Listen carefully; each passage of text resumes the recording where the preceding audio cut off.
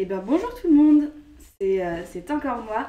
Dernier live métier entre guillemets du matin pour cette semaine, dernier jour de la semaine. J'espère que vous êtes tous et tous contents et contentes du coup de faire ce live métier. En plus c'est donc un live métier particulier, c'est pas vraiment un live métier. Ça va être une conférence où on s'est dit, cette semaine vous avez vu pas mal de professionnels et professionnels qui avaient un parcours assez varié, qui avaient de l'expérience dans leur secteur, etc. Et là, on s'est dit, mais pourquoi pas vous présenter en fait des personnes qui sont aujourd'hui étudiants et étudiantes dans le domaine du numérique. Donc aujourd'hui, c'est pour ça qu'on accueille Alexia et Jawi qui vont nous présenter leur parcours et qui sont tous les deux étudiants et étudiantes. Bonjour Alexia, bonjour Jawi, comment ça va? Bonjour à tous, oui, ça va très bien. Ouais, super, super. On est content du coup de vous recevoir aujourd'hui. Donc, dans un premier temps, Jawi, est-ce que tu pourrais nous dire ce que tu fais, où est-ce que tu étudies, où est-ce que tu fais ton alternance? Ça marche. Du coup, je suis à l'Université de Paris, je fais un Master 2 en cybersécurité et je travaille pour une entreprise qui s'appelle Idento, qui appartient à iTracing Group et je suis auditeur sécurité. D'accord, tu nous expliqueras un petit peu plus en quoi ça consiste. Donc tu es étudiant à l'université de Paris et ton entreprise s'appelle Idento. Et Oui, toi, c'est ça. Alexia, qu'est-ce que tu fais? Alors, moi, je suis en alternance en master ingénieur système et réseau. Du coup, je fais ça à ESIA IT Hmm. et je suis en alternance à la Société Laval. D'accord, Esier, c'est une école d'ingénieurs à la base, c'est ça? Oui, Ok, ok, très bien. Alors avant d'en rentrer un peu plus dans le sujet, on va rappeler un petit peu ce que c'est que l'alternance. J'ai l'impression que les élèves sont assez familières avec ce domaine-là. L'alternance, en fait, c'est être à la fois en cours, donc avoir une partie théorique à l'école, et en plus de ça, avoir une partie pratique, donc en entreprise. Donc là, c'est votre cas. Avant d'aller dans plus de détails, vous, c'est quoi votre rythme d'alternance? Vous êtes 3 jours à l'école, 2 jours en entreprise? Comment c'est pour vous, par exemple, pour toi, Alexia? alors moi, je suis un mois à l'école et un mois et demi en entreprise. 1 mois à l'école et 1 mois et demi en entreprise? Ah Ouais, oui, c'est ça, donc ça te permet d'être à fond dans chaque projet que tu mènes, soit en cours, soit en entreprise. exactement. Très bien, et toi, Jaoui? Du coup, moi en M1, je faisais du 3 jours à l'école et 2 jours et l'inverse. Du coup, je fais du 3 jours en entreprise et 2 jours à l'école. 3 jours en entreprise et 2 jours à l'école. D'accord, donc c'est deux rythmes qui sont totalement différents finalement. Euh, Toi, Alexia, est-ce que tu pourrais nous parler de toi, un petit peu déjà ton univers, nous dire un petit peu comment tu étais avant, donc quand tu étais plus jeune, comment tu étais en troisième, les matières que tu aimais, etc. Et puis ce que tu aimes dans la vie, de manière générale. Alors moi, en troisième, mon rêve, c'était de devenir cardiologue ou infographiste, en fait. Donc, du coup, vraiment dessiner. Et du coup, ce qui me passionnait à l'école, c'était vraiment les sciences et en même temps l'art. Aujourd'hui, en fait, ces passions, elles sont un peu restées les mêmes. Simplement, je me suis orientée plus dans l'informatique. Et du coup, par exemple, j'ai des activités annexes. Je gère, par exemple, l'association des étudiants de mon école au niveau de la communication. Je fais tout ce qui est Instagram, communication par mail. D'accord. Donc, j'ai des petites activités à côté. Ok, tu nous as mis du coup les réseaux sociaux, donc Netflix, Spotify, écouter de la musique, etc. Donc tu vis une vie d'étudiante un peu classique, quoi. C'est Ok, ça. génial. Et pour toi, Jawi, comment ça s'est fait pour toi, ton rêve d'enfant, et aussi qu'est-ce que tu aimes aujourd'hui encore dans la vie? Moi, en troisième, j'aimais beaucoup les matières scientifiques, une prédominance pour les mathématiques, même si j'aimais beaucoup les matières littéraires. Quand j'étais petit, je voulais devenir cryptologue. C'est une branche de la cybersécurité, mais orientée mathématiques. Et D'accord. les centres d'intérêt sont vraiment très variés, mais toujours en rapport avec ce que je fais. Notamment, je fais du jiu-jitsu brésilien. J'adore faire des puzzles, des 4000 pièces. Et je suis fan de l'univers Harry Potter. Voilà. D'accord, ok, trop cool. Bah, on voit derrière dans ta bibliothèque, je sais pas si les jeunes Oui, le voient de loin, mais on voit une belle collection d'Harry Potter. beaucoup de choses. Il y a un retour, on dirait, j'ai l'impression de m'entendre en retour, je sais pas si vous aussi vous entendez ça. Est-ce que à tout hasard vous aurez des écouteurs ou un casque à côté de vous? Moi, j'ai déjà mis mon casque. Ah oui, c'est pour Alexia, parfait. Normalement, ça devrait être tout bon. Ça va mieux fonctionner. Ah, déjà j'entends mieux et j'ai pas l'impression qu'il y ait de retour, c'est top. Et ben merci beaucoup. Génial. Donc on voit quand même une chose, bah, si on revient juste sur toi, Alexia, bah, par exemple, tu aimais quand même pas mal de matières différentes à l'école. Vous avez quand même tous les deux en premier mis les matières scientifiques. C'est un peu votre point commun finalement en termes d'études et de matières que vous appréciez. Toi, Jawi, par contre, je sais que tu nous expliquais donc que toi, tu aimais un peu tout à l'école. T'étais assez Ouais. curieux et puis tu restais même d'ailleurs à la fin des cours pour poser pas mal de Je questions aux restais profs. Enfin, tu souvent à la t'intéressais fin un des peu à cours de tout, c'est ça? mathématiques. Ouais. Je restais souvent à la fin des cours de mathématiques pour approfondir certaines notions. Ouais. D'accord, c'était des sujets qui te passionnaient finalement. Et aujourd'hui, Alexia, tu pourrais nous dire, donc en termes d'études, bah, qu'est-ce que tu as fait depuis le lycée?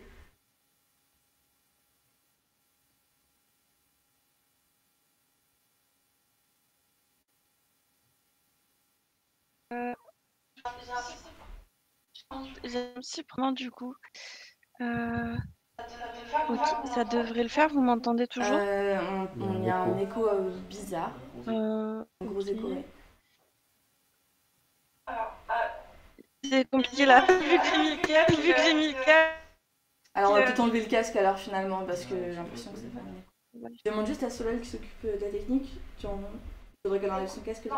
Normalement, Ah, c'est bon. parfait. Top, génial, merci Alexia. Ouais. Du coup, Ok, alors du coup, vu que c'était l'art qui me passionnait plus qu'autre chose, je me suis dit, je vais partir en seconde générale, ouais. option art. Donc en seconde, on a des options à choisir. Et il y avait l'option art, et je me suis dit, Ok. ouais, c'est génial, je vais y aller. Après, je me suis rendu compte que c'était un milieu qui me passionnait, mais je ne voulais pas en faire mon métier. C'était vraiment une passion, mais je pouvais pas en faire mon métier. Et du coup, je me suis orientée vers un bac Ouais. technologique, donc STI2D, sciences techniques de l'industrie et du développement durable, donc option SIN, système d'information D'accord. numérique. Donc j'ai obtenu mon bac. Ensuite, j'ai fait un DUT génie électrique et informatique Ouais. industrielle. Donc c'est une formation de 2 ans durant lesquelles c'est un mix un peu entre un BTS et une prépa. C'est-à-dire qu'on a toute la partie théorique, mais on a aussi toute la partie D'accord. pratique. Ça se passe en université. Et donc j'ai eu mon Alors le DUT. DUT, juste Ensuite, je pour me suis rappel, dirigée. excuse-moi, juste pour rappel pour nos Comment? élèves qui nous suivent, pardon, le DUT c'est un bac plus 2, c'est ça? Oui, c'est ça, c'est un diplôme D'accord. en deux Et ans. comme la prépa, tu Diplôme comparais. universitaire. Ah, c'est un diplôme universitaire et donc on ne fait pas forcément dans des établissements privés, donc qui se fait dans ce qu'on appelle des IUT. Et parler de prépa, donc une prépa, c'est en général 1 ou 2 ans pour se préparer à entrer dans un cycle scientifique ou d'école d'ingénieur ou de grandes écoles, c'est ça? C'est ça. D'accord. Donc toi, tu as choisi le DUT. Et après, donc, tu as fait une licence pro. Administration et sécurité des systèmes et des réseaux. Donc c'est là où j'ai commencé mon alternance. J'ai fait ça du coup pareil dans un IUT, donc un institut universitaire technologique, toujours en université. Une fois que j'ai obtenu ma licence professionnelle, j'ai décidé de continuer sur un M2I, donc un diplôme Bac plus 5 D'accord. en système et réseau. Alors, un M2I, c'est quoi la différence entre un M2I et un master, par exemple? Un M2I, c'est un titre RNCP, donc c'est un diplôme reconnu par l'État, mais c'est pas un master parce qu'un master est en université. D'accord. Là, c'est en école privée, mais c'est un titre reconnu par l'État. C'est un Bac D'accord. plus 5. Très bien, donc c'est un diplôme un peu propre donc aux écoles privées plutôt, mais qui est aussi reconnu par l'État autant qu'un master, donc qui a la Ah, reconnaissance d'un bac plus 5. Et avant ça, j'aimerais aussi revenir sur la licence professionnelle. Donc la licence pro, c'est un parcours que tu as fait donc en 1 an. C'est quelque chose qu'on fait oui, après un bac plus 2 pour au total avoir un bac plus 3, c'est ça? c'est ça. D'accord. Alors, techniquement, une licence professionnelle, normalement, on n'est pas censé continuer les études après. c'est censé mettre l'élève dans le monde du travail. Oui, Sauf que après ça, il y a toujours des chemins pour recouper et c'est pour ça que j'ai décidé de recouper à un bac plus 5. d'accord, ok, très bien. Très très bien. Et est-ce que c'est le parcours... Enfin, non, je me pose la question, est-ce que tu as envisagé déjà quand tu étais au lycée, est-ce que tu envisageais déjà de faire de longues études comme ça, ou comment ça s'est passé pour toi? Alors déjà, il faut savoir que mon parcours, il n'est pas du tout linéaire. Mm. C'est-à-dire que le DUT génie électrique et informatique industrielle, par exemple, n'a rien à voir avec la licence pro, D'accord, avec les thématiques. J'ai essayé de faire mon parcours par étapes. C'est un choix de ma part. Ça m'a permis de segmenter et de me dire si j'ai envie d'arrêter au bout d'un an ou à la fin de l'année, j'arrête. d'accord. Donc Voilà. tu t'es laissé le J'ai choix? voulu, Ouais. je me suis laissé le choix de soit de continuer, soit d'arrêter à tout moment, en fait. D'accord, très bien. Et finalement, tu as continué bah, tout simplement parce que ça t'intéressait, j'imagine. Oui, Mm. Ok. parce que l'école, c'est un énorme confort. Ah oui? Dans quel sens tu te sens à l'aise à l'école, c'est ça? Le fait d'être encadrée en alternance comme ça, c'est quelque chose que je n'aurais plus Ouais, lorsque je serai plus que j'aurai plus de diplôme à préparer. d'accord. C'est vrai que être à l'école, c'est énormément, on s'en rend compte au fur et à mesure du temps que c'est très confortable d'être à l'école. Mm. Et est-ce que tu pensais comme ça quand tu étais en troisième? Non, Ok. non, je me disais vite fait que j'arrête, enfin, vivement que j'arrête en fait. D'accord, ouais, ouais, ouais. Et finalement, est-ce que tu trouves que les études que tu as fait après le bac sont finalement pareilles que ce que tu as fait avant le bac au lycée? Ou est-ce que tu as l'impression d'avoir découvert un nouvel univers quand tu as eu le bac? Il y a rien à voir. Ouais. Rien à voir. C'est vraiment une autre manière d'apprendre, c'est une autre difficulté, Mm. c'est des challenges, c'est des heures enfin, c'est vrai que le DUT, c'est très très long. Contrairement par exemple à de l'alternance où le travail il se fait à la maison, le DUT, il faut compter 40 heures de cours par semaine. Ah oui. Ça va faire super peur. Mm. 40 à 45 heures. Donc, c'est pas du tout la même chose. On peut pas comparer deux diplômes, mais Mm. est-ce que ça apporte? C'est vrai que, voilà. Ouais. Mais c'est pas du tout la même chose, c'est pas du tout la même difficulté. Ok, bah génial. J'espère que ce sera rassurant aussi pour les élèves qui nous écoutent. Et toi, comment ça s'est passé pour toi, Javi? Alors moi j'ai fait un parcours assez simple, hein. J'ai commencé par un bac S au lycée. Oui. Ensuite, je me suis orienté directement dans une licence informatique. Là, Mhm. c'était vraiment beaucoup de théorie, de la recherche. Et surtout, on avait beaucoup de temps libre pour faire des activités à côté. C'est pour ça que j'ai préféré faire une licence. Et tout de suite après la licence, je me suis orienté vers un master de cybersécurité en alternance. Et j'ai eu de la chance de trouver une entreprise qui m'a pris, qui m'a D'accord, pris pour mes 2 ans. très bien. Voilà.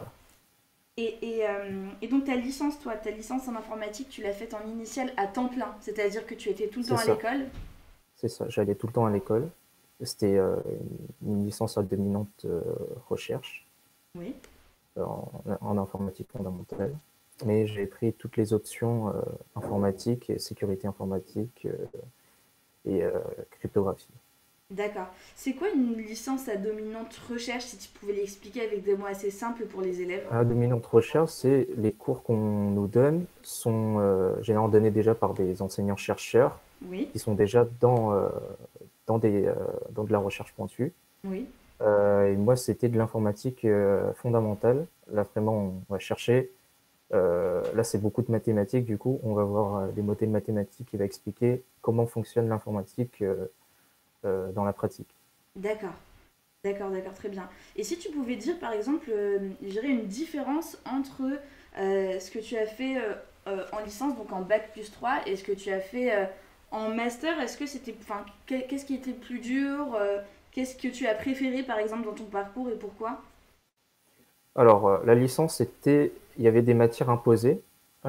Si tu ne l'aimais pas, eh bien, t'as pas le choix, tu es obligé de les valider. Mm. Le master, là, vraiment, on commence à se spécialiser et vraiment choisi la branche qui me plaisait le plus. Du coup, c'était la cybersécurité. Là, on a de la pratique, mais on a aussi beaucoup de théorie. C'est ça qui m'a attiré du coup dans ce master, au lieu de continuer dans un autre master plutôt côté recherche. D'accord. Donc toi, le domaine de la cybersécurité, c'est quelque chose que tu as... Enfin, le domaine de la cybersécurité, tu l'as connu parce que tu as fait cette licence en informatique ou c'était un domaine que tu connaissais déjà Non, oui, déjà, je voulais devenir cryptologue déjà au collège et cryptologue, c'est une branche spéciale de la cybersécurité. D'accord, Et voilà pourquoi je me suis orienté dès le début vers quelque chose qui me rapprochait le plus possible d'accord. de la cybersécurité. C'est quoi exactement technologue? Ça peut être intéressant pour des élèves qui nous Cryptologue, regardent. c'est un mathématicien qui va chercher des théories mathématiques qui permettent de chiffrer des données, D'accord, chiffrer, déchiffrer des données. Chiffrer des données, c'est rendre un message illisible pour toute personne qui ne sont pas habilitées à lire le message. d'accord. Comme les mots de passe aujourd'hui, les mots de passe, ils sont normalement chiffrés, c'est ça? On peut dire ça, oui. Ouais, d'accord. Très bien. Eh bien, rentrons un peu plus dans le vif du sujet. Alexia, est-ce que tu peux nous expliquer donc le moment où tu es en entreprise, donc c'est un mois et demi si je dis pas de bêtises, où tu es en Ouais. entreprise, en quoi consistent tes missions? Alors, tout d'abord, pour pouvoir comprendre ce que je fais, je vais vous présenter rapidement mon entreprise. Donc, Hubone, c'est un opérateur. Donc, un opérateur comme SFR, Bouygues, Orange, sauf que c'est un opérateur spécialisé dans le monde, enfin, de base spécialisé dans le monde aéroportuaire et plus précisément destiné aux professionnels. Donc, moi, ma partie, en fait, mon rôle dans cette entreprise, c'est, si on peut faire une analogie, c'est quand vous branchez votre box, vous avez Internet. Bah, moi, je m'occupe de toute la partie qu'il y a derrière et je fais ça pour des clients spécifiques. Donc, les clients qui demandent des choses assez complexes, moi, je vais étudier, une fois que ça a été vendu, puisqu'il y a un processus de vente, Mhm. je vais étudier comment on va mettre en place la solution qui a été vendue. Donc, je vais établir des documents qui vont permettre d'être un référentiel pour ce qu'il y a chez le client. Oui. Et je vais, par exemple, faire aussi des audits lorsque le client le demande. Euh, et du coup, je vais avoir aussi quelques déplacements ponctuellement. Donc tout ça, c'est des métiers, enfin c'est quelque chose qui demande beaucoup d'analyse, de réflexion, de la prise de distance par rapport à une situation. Si on a un problème, il faut pouvoir y réfléchir et voir tous les facteurs qui rentrent en compte. Mm. Il faut être polyvalent, il faut connaître beaucoup de technologies. Alors après, l'avantage, c'est qu'on nous forme là-dessus et c'est vraiment bien. Oui. Voilà.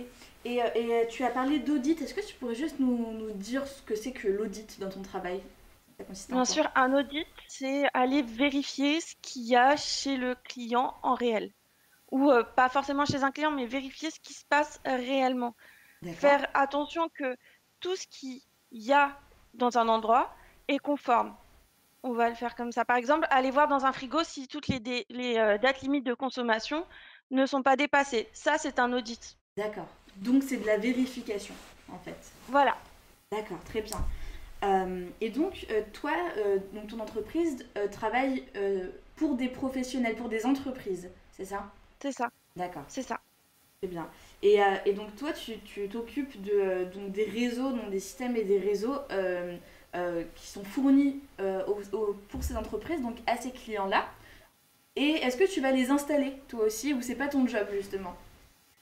Alors, c'est pas mon job d'installer. Moi, mon Mhm. job, il n'est pas d'installer, il est on va dire je vais écrire ce qu'il faut qu'ils installent. D'accord. C'est pas je donne les ordres, mais je réfléchis à la manière dont ils vont avoir besoin pour installer pour que ça fonctionne. D'accord. Par exemple, imaginons qu'un client ou une cliente te demande d'avoir, je sais pas, Internet sur une surface précise, c'est très grand, etc. Toi, tu vas réfléchir à comment est-ce qu'on va agencer ça pour que le client ait un accès à Internet optimal. C'est ça. D'accord. C'est ça, en fait. Je vais réfléchir au fait que quand il branche son ordinateur, bah, ça fonctionne. Il va me donner ses prérequis, donc ses exigences, Mm. et moi, je vais y répondre. D'accord. J'ai une question un peu rigolote de Pierre du collège Gilles Ferry qui demande est-ce que c'est toi qui crée les mots de passe à rallonge impossibles à retenir dans les réseaux Wi-Fi par exemple? Ça change, hein. Non, non, ça c'est aléatoire. En fait, c'est généré de manière aléatoire parce que bah, c'est des grands groupes, donc ils font ça à la chaîne. Oui. S'ils mettent le même mot de passe pour toi et ton voisin, ça va poser problème. Donc, ils le font de manière aléatoire. Mm. Complètement. Et tu nous as assez cool parce que c'est vrai que les élèves se posent souvent la question de quelles sont les compétences et les qualités requises pour faire ce métier. Donc les élèves à vos stylos, c'est le moment de noter. Donc je te laisse nous expliquer un petit peu pourquoi tu as choisi ces qualités et ces compétences. Pourquoi j'ai choisi ces qualités? Il faut de l'analyse pour pouvoir, prendre du recul et bah, du coup, ouais, ça rejoint ce que je disais.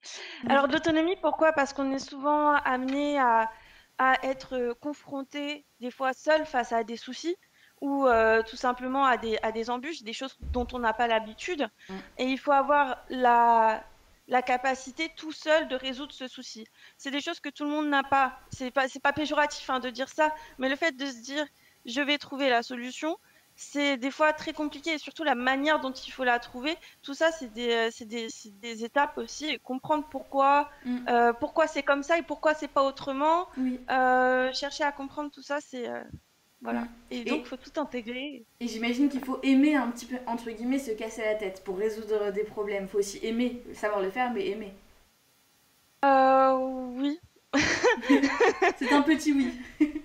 Ouais, Un petit peu, j'imagine, non, ouais. non. Et après, Oui. tu as mis du coup créativité, apprendre vite, savoir prendre du recul, polyvalence. Ça c'est des choses qui te semblent importantes pour toi, ton métier. Oui, par exemple, la créativité, il faut savoir aussi trouver des solutions qui sont pas celles qui sont montrées dès le départ. Il faut savoir aussi passer par les chemins qui sont derrière et trouver ce qu'on appelle, par exemple, des solutions de contournement, donc qui permet pas de résoudre le problème, mais qui permettent de euh, faire en sorte que ça marche le temps de résoudre le problème. D'accord. On a ce genre de... C'est pour ça que, par exemple, je parle de créativité et puis voilà. Ouais, très clair. Et donc, Non, non, très bien. Et quand tu parles d'apprendre vite, c'est parce que tu es du coup en alternance. Est-ce que ça a un lien avec le fait que tu sois en alternance aussi? Non? pas du tout, c'est le fait d'emmagasiner de l'information. Il faut pouvoir emmagasiner de l'information, emmagasiner Mm. et, pouvoir la ressortir au moment voulu.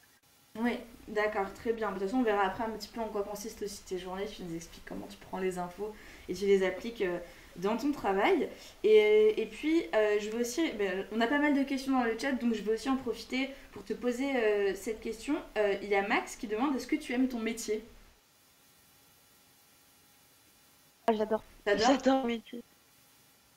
C'est Ah génial. bah super. Bah, franchement, Ouais, j'apprends tous les jours. À chaque fois que je vais au travail, j'apprends quelque chose et c'est trop trop bien. bien. En tout cas, déjà, enfin, la façon dont tu nous l'expliques, je sais pas ce que vous en pensez, vous aussi les élèves, mais je trouve que ça se sent que c'est quelque chose que tu aimes vraiment, tu as envie de le partager.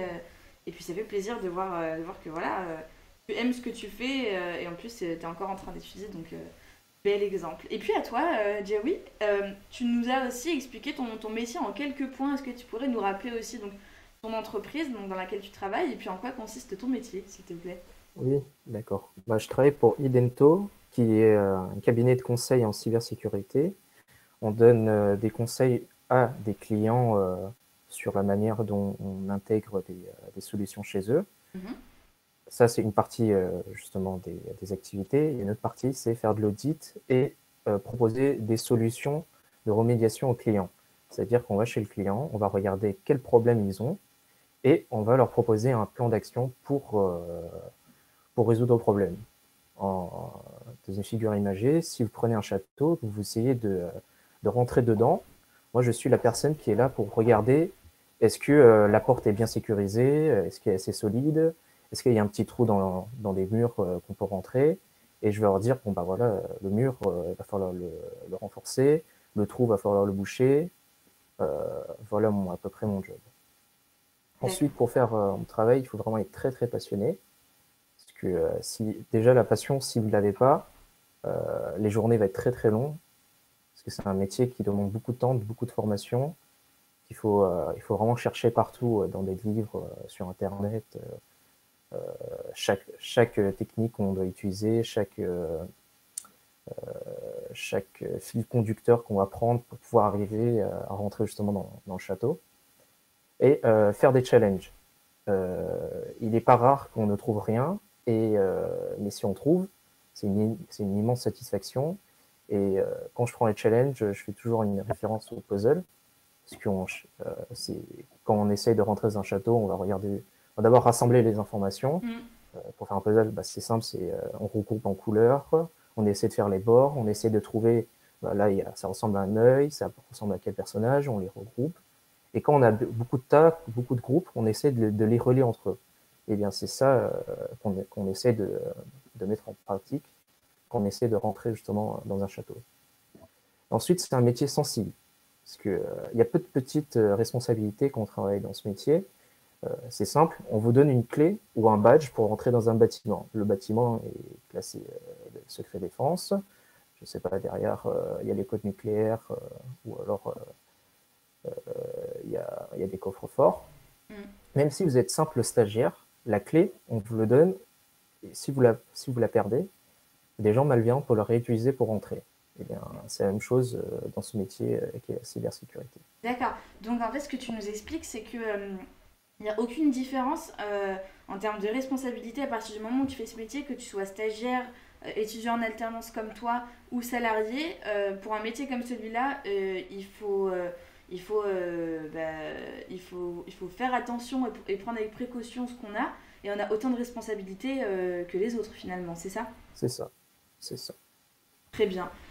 Super, on a pas mal de questions. Et alors, on a reçu hier un ethical hacker, un pen tester. Ouais. Est-ce que c'est aussi donc le métier que tu fais? Alors, entre autres, c'est le but final finalement de mes études, c'est de devenir ethical hacker, un pen tester comme on dit. D'accord. Mais j'ai bien sûr d'autres perspectives. D'accord. Donc tu as d'autres possibilités. Oui, avec ce métier, on peut faire plusieurs rebonds. Parce que la cybersécurité, c'est vraiment large. Hein. Tout le monde voit des fois que c'est que du pentest, du hacking, mais il y a encore d'autres choses, de l'organisationnel, développement. On développe sur des outils qui permettent de protéger d'autres personnes. Voilà, la cybersécurité, c'est vraiment très très large. D'accord. Donc ça c'est bien, ça veut dire avec un master en cybersécurité, on peut travailler donc dans ce que tu fais actuellement. Changer régulièrement de poste. D'accord, on peut être amené à... Donc ça c'est bien, ça ouvre quand même des portes, des possibilités finalement, si jamais on veut changer de métier, s'intéresser à d'autres choses. Je reviens un petit peu juste sur les questions des élèves que l'on a actuellement. Une question qui peut être aussi intéressante, étant donné, et puis finalement je m'adresse à tous les deux quand je la pose, est-ce que le fait que vous soyez rémunéré, donc que vous soyez en alternance, c'est une source de motivation pour vous vous lever et aller travailler? Alors il y a Alexia qui se marre, alors dis-nous toi Alexia. Ce serait mentir que de dire non. Oui. Ce serait mentir de se dire oui, bah, je vais pas travailler pour l'argent. Bah oui. Non mais oui, Voilà. oui, carrément. J'imagine que ça aide, de toute façon quand on est étudiante, la vie n'est pas forcément évidente. En tout cas, on n'a pas tous une situation financière qui nous permet de vivre correctement. Ça faut l'admettre. Et puis même dans cette situation actuelle, la vie des étudiants de manière générale, c'est pas facile. Donc avoir effectivement une rémunération, c'est pas négligeable. En plus, si je comprends bien, tes frais de scolarité dans ton école privée, Alexia, du coup, t'as pas à les payer comme tu es en alternance, zéro. Voilà. Zéro. C'est zéro, on paye rien du tout en étant en alternance. Enfin, après, il y a un revers de la médaille. Faut pas se dire que ouais, on est rémunéré, trop bien, c'est super. On n'a pas de vacances. Les vacances, c'est 5 semaines par an. Et si on tombe sur une entreprise qui est un peu regardante, il faut attendre mai avant de prendre les premières vacances. D'accord. Parce qu'en fait, pour vous expliquer, il y a en fait, au niveau relations humaines, quand on est embauché, on a les vacances à peu près fin mai, début juin. Et toute l'année, en fait, vous accumulez des vacances. Et certaines entreprises n'acceptent pas de prendre ces congés en anticipé. Donc, de prendre les vacances en anticipé. Donc, du coup, vous êtes obligé d'attendre jusqu'à juin avant de prendre des congés. Donc, ça peut être très, très fatigant. Ensuite, le fait que vous êtes obligé d'aller en cours, si vous avez un problème et que vous ne pouvez pas aller en cours, et vous n'êtes pas payé et vous avez en plus des avertissements parce que faut pas louper les cours en fait, tout simplement. C'est comme si on allait en entreprise en fait. Si on rate les cours, c'est comme si on ratait l'entreprise. Et c'est la même chose en entreprise. Après, il y a du coup, faut oublier les fois où on finit à midi ou les fois où il n'y a pas trop de cours. Ça, c'est toujours le même rythme. Par contre, c'est toujours le même rythme, 9h, 17h, avec 1 heure de pause le midi. Et c'est vrai qu'il y a un revers de la médaille. C'est pas Oui, en fait, on mène une vie un peu de salarié, en fait. Ça. Mhm. Avec les Oui. congés, on retrouve les mêmes règles de travail, etc. Donc, faut être prêt ou prête en tout cas pour ça. Et pour toi, Javi, est-ce que ça a été une source de motivation de te dire que tu allais être rémunéré? Alors, bien sûr que oui, on va pas se mentir, mais aussi le côté pratique, on va vraiment mettre en pratique la théorie qu'on a vraiment appris à l'université. Des fois, on se dit, bon, bah, pourquoi, est-ce que ça va nous servir dans la vie active? Bah, finalement, oui. La plupart des choses que j'ai apprises en licence, en master, je les réutilise en entreprise. Ouais, c'est très intéressant. Donc, à la fois, effectivement, dans les avantages de l'alternance, on trouve l'aspect rémunération qui n'est pas négligeable, mais on trouve aussi l'aspect expérience. On l'a vu de toute façon hier hein, avec Quentin, qui était pentester justement. Il a fait de l'alternance dans son entreprise et aujourd'hui il y travaille encore. Donc ça ouvre quand même des portes et ça permet aussi d'avoir de l'expérience professionnelle.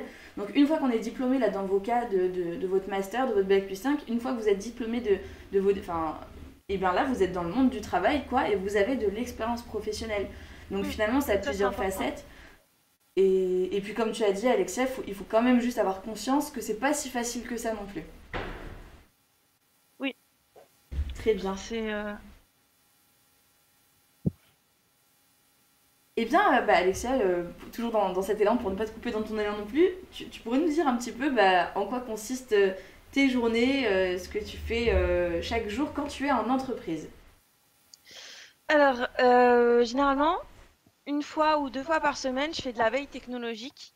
De la veille technologique, c'est quoi? C'est pendant 1 ou 2 heures, je vais regarder les actus, je vais lire les actualités, je vais lire ce qui se passe et je vais voir si ça m'atteint moi. Parce que comme Jaoui l'a dit, lui, il cherche les failles et moi, s'il y a des failles, ça me plaît pas. Mm. Donc, il faut que je mette à jour parce que comme il y a des clients, il faut faire attention à ce qu'on soit pas sur des versions, par exemple sur on a des équipements et faut pas que les versions qu'il y a sur ces équipements, elles aient présenté des failles ou qu'elles puissent mettre en danger le client. Oui.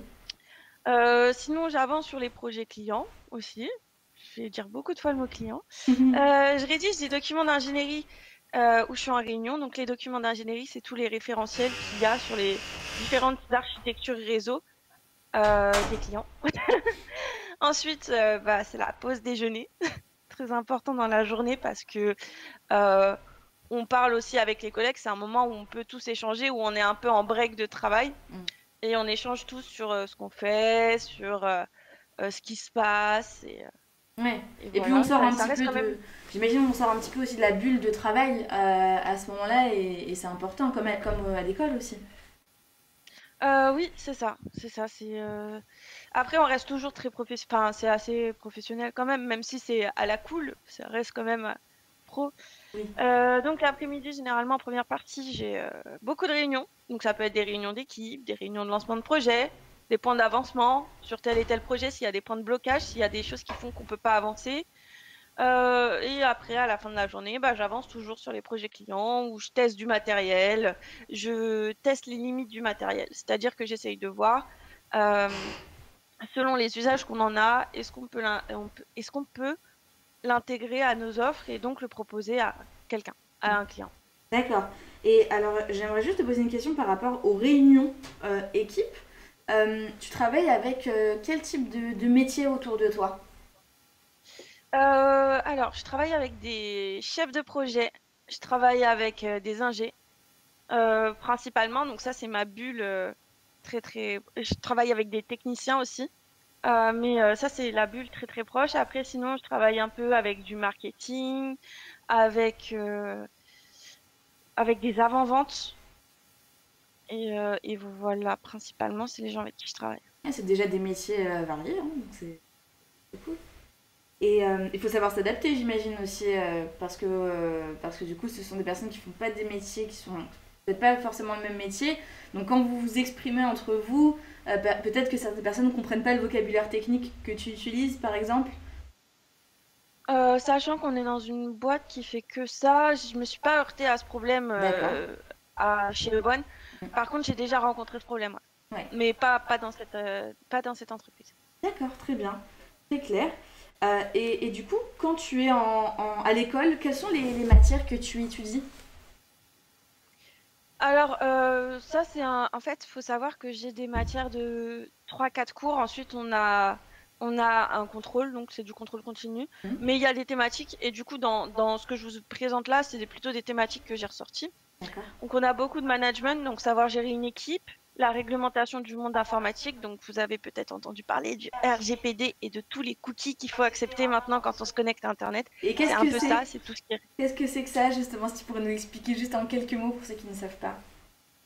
Un cookie, c'est une petite trace qui est laissée chez vous pour dire, sur votre navigateur, pour dire telle personne est allée à tel endroit. Et donc, ça permet d'être exploité, par exemple, pour vous proposer des publicités ciblées. Mhm. Si vous avez regardé des chaussures sur Zalando, il n'y a pas de doute que sur le prochain site où vous allez aller, il y aura marqué chaussures Zalando en pub. D'accord. C'est un exemple. Voilà.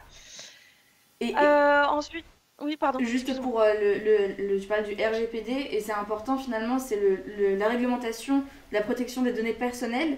C'est une norme En Europe, européenne, c'est ça qui protège les données des utilisateurs qui sont sur Internet. Et c'est pour ça que c'est maintenant on a ça. le droit de refuser les cookies d'ailleurs, c'est ça? Oui, il faut que vous donniez vos consentements avant d'utiliser quelque chose. C'est généralement les conditions d'utilisation aussi qu'on ne lit pas et qu'on accepte. Mais du coup, ça permet d'avoir le consentement et le contrôle sur ces données. D'accord, très bien. Voilà. Et de les effacer quand on le souhaite aussi. Parfait. Donc généralement aussi, je fais de la gestion de projet à l'école. Donc comment gérer un projet, les étapes de gestion de projet. Je fais aussi du coup tout ce qui est certification. Donc ça peut être des certifications sur la gestion de projet ou sur le management ou des choses comme ça. Je fais donc il y a principalement du système, il y a un peu de réseau, mais on fait principalement du système à l'école. Donc c'est par exemple la découverte d'une solution. On a le premier jour, donc comment ça fonctionne, qu'est-ce que c'est. Le deuxième jour, c'est déploiement de la solution. Donc nous, on va simuler un environnement dans lequel on va déployer la chose. Donc quand je parle de solution, c'est un logiciel ou c'est quelque chose d'utile. D'accord. Enfin, voilà. Et le vendredi, on exploite donc le travail de la veille et on contrôle si tout et ensuite on a un contrôle et il faut que tout fonctionne, quoi. D'accord, très bien. Parfait. Et pour toi, Jawi, comment se passe déjà ta journée quand tu es en entreprise? C'est une journée assez classique, hein. Le matin, j'aime bien commencer par lire mes emails et ensuite je fais un planning de tout ce que je vais faire dans la journée, tout ce que je vais essayer de le faire. Juste après, je vais étudier les vulnérabilités. Là, justement, on a une mailing list de personnes qui nous remontent des failles qui viennent de l'université ou même de d'autres sources. J'ai essayé de voir est-ce que c'est exploitable et s'il y a une solution au problème.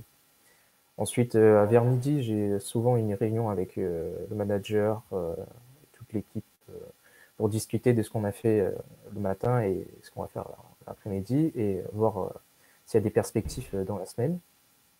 Ensuite, l'après-midi, là justement, je vais intervenir chez le client, je vais essayer de chercher les failles, les problèmes, disons, et tout de suite après, je fais un rapport. Un rapport, failles que j'ai trouvées, les failles critiques ou non critiques, et comment remédier au problème. Voilà. Donc quand tu as fait ton test d'intrusion, on va dire, dans un système, et que tu as vu qu'il y avait une faille, tu rédiges donc un rapport qui dit comment tu as réussi à rentrer dans ce système-là et quelle est la solution que tu as proposée au client. C'est ça? C'est à peu près ça. À peu près ça, d'accord, bon, ça va, je suis à peu près. Super. Et quand du coup quand tu es à l'école, tu étudies quoi comme matière?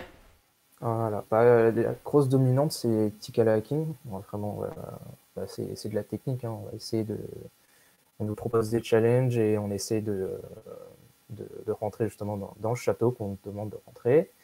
Et on a le forensic, c'est le revers de la médaille, c'est quand il y a déjà un hacker qui est déjà rentré dans le château, on va voir comment il l'a fait.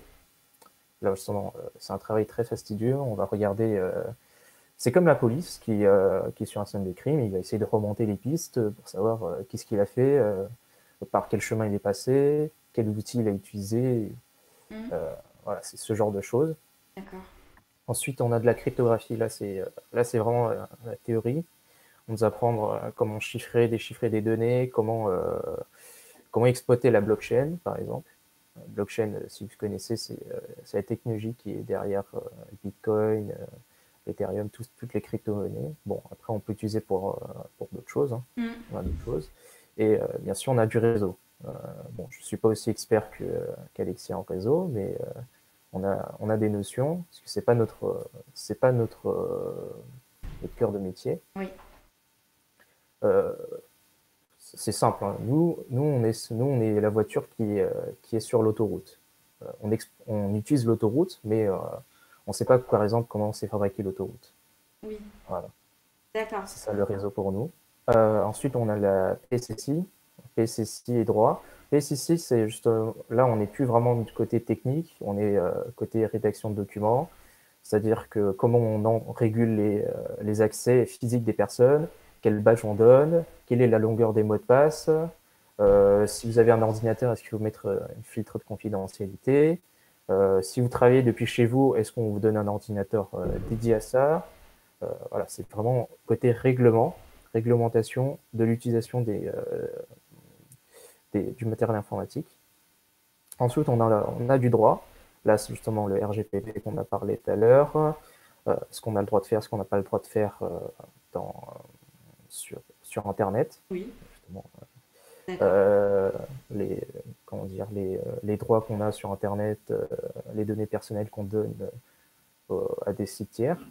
Tout ça, on étudie et on regarde les périmètres de chaque application, si dans le futur, on en développe, bien sûr.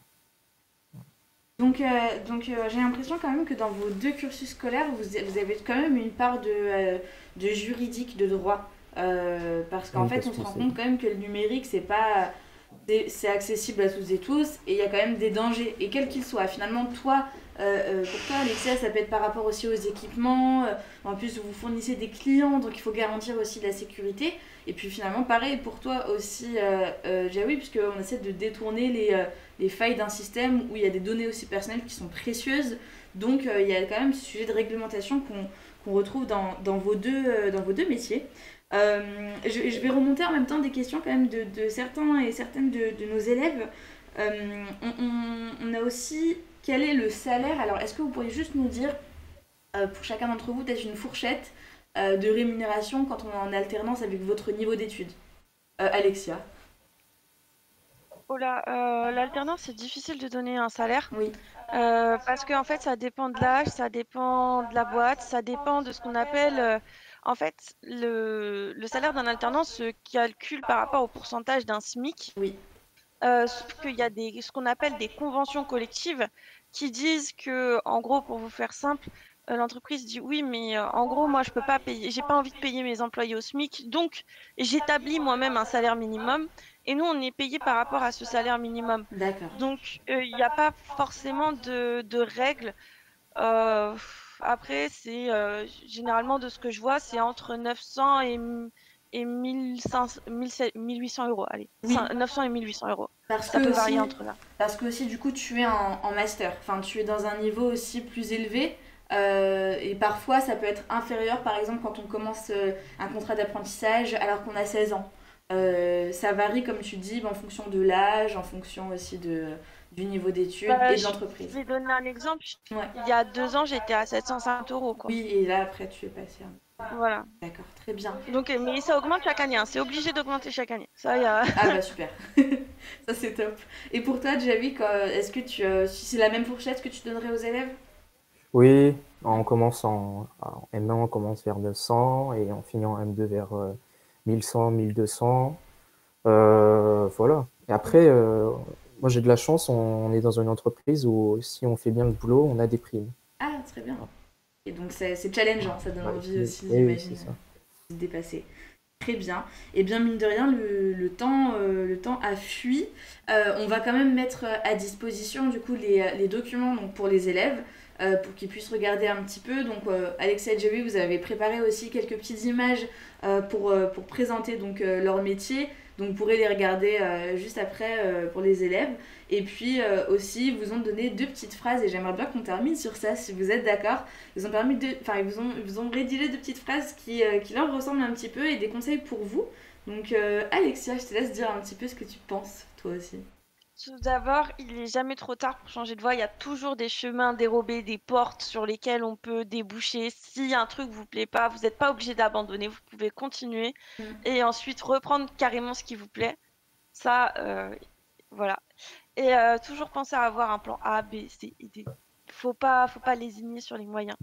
Et faut faire vraiment le plus de portes ouvertes possible. Parce que même si on a l'impression que c'est pas ce qui nous plaît, des fois, ça peut nous poser, ça peut nous offrir des belles surprises. Ouais. Voilà. Donc toi, ce que tu conseilles, c'est déjà de pas avoir peur, déjà de se lancer dans des choses, de se dire qu'on peut changer de chemin, que la vie, elle est faite comme ça finalement. Et les portes ouvertes, donc j'imagine les salons d'orientation, en tout cas du moins aller se renseigner de manière générale vers tout ce qui est possible, même si, comme tu le dis, de prime abord, ça n'a pas l'air ouf, et ben il faut quand même aller chercher l'information. Bon, je pense que le message est bien passé pour nos élèves. Et de ton côté, Javi, tu nous as mis une phrase un peu plus philosophique finalement. Oui, c'est quelque chose qu'on m'a dit au collège et que j'ai retenu toute ma vie. C'est choisissez un travail que vous aimez et vous n'aurez pas à travailler un seul jour de votre vie. Ça résume très bien ce que je fais. Ouais. J'adore faire mon métier, j'adore ce que j'étudie et je m'ennuie pas quand je passe une journée au travail. Ça, c'est super ça, de pas avoir l'impression de travailler. C'est parfait, mais en tout cas, c'est génial parce que vous avez l'air tous les deux, en tout cas, d'apprécier ce que vous faites. Je pense que ça encourage aussi pas mal là, les élèves qui nous regardent à se dire que finalement, faire des études, c'est pas toujours si difficile que ça quand on s'oriente, j'ai l'impression, vers des métiers, vers des formations qu'on aime. Donc j'espère que ça a été rassurant pour les élèves qui nous écoutent. En tout cas, merci beaucoup d'avoir été avec nous, d'avoir parlé de votre parcours, de vos métiers respectifs. Nous, on vous souhaite, avec les élèves, on vous souhaite une très bonne continuation dans la suite de vos études et puis de votre carrière. Et puis on vous souhaite une très belle journée et peut-être à bientôt. Merci beaucoup, à bientôt. Merci. Merci, au revoir. Au revoir.